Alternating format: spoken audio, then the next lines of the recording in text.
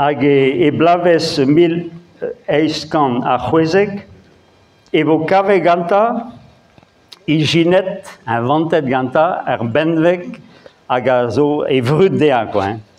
Hag, sais-tu, bon, ave disinet a ragat Andrei a tau, nous on ket dia, c'hwi ragat Andrei a tau, me disinet, gad a stetoscop, me moa kavet ar gir selaouenner, pa ma skrivet a leo, evident vel a benveg se, e brezhoneg. Me vel just la ennek en eus ket diginet an ea gis mem bremañ, quoi. Ben kent an eue en eus bet kroget da ober gad a pezen o anved ar gorzen. Ar gorzen. Hag a oa en tamm koad evel se, hag e veze selaouet neuze korf a reglan, gant en tamm koad e mosse a oa kleuz, bon, tanket a oa ki kleuz, lambour toare no a eginet en ur velet bugale o c'hoari, nous ket pen e gwir pen e ket me. Amman eue, tiens, velet bugale o c'hoari pedo vant an ospital, gad en trust, iror edouman, me donc e braz aval ar auto, a zigase un an ir da ha blugerne da ha naut. Sais-tu? Alors, a bugel oa, tiens, kroge varz, a lakanead ur da skouarn. Hag a bugel a yo e penal e mosse skrabat. Klevet ar ezmat. Tiens, prend e peus pion eus ran selou. Bien? Alors, sais-tu? Hag e. Tiens, ouman eke bouzar ken evel. Na poun er gleo. Tiens, peus kemet a te skrab amaga. Tu mosse vez kaset an trouz e he kaset gad an tamm koad e pen kenta, a da houdeze neus gad an ea kleuz, a gread soken gad en tammou paper e mosse, a gread e c'horn gad an tammou paper e mosse e vi selou. Hag e mosse neus kavet an doare, da zelou an dia barz eus a c'horf. E mileiskan c'hwezeg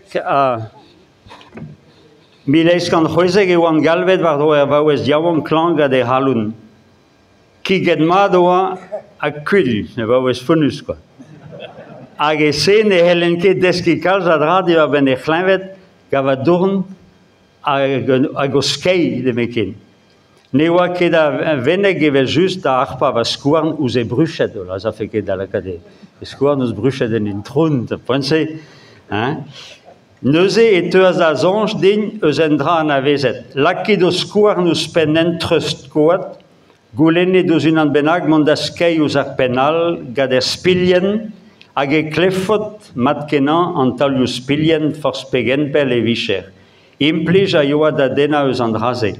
A me pak a peg en ur c'haier paper, rolanea a starda a helan lakad ar pen aneza ou speltrin an iglan a selou er penal. Burzut, klevout a rean lemmen ar galoun ken freaz a tra.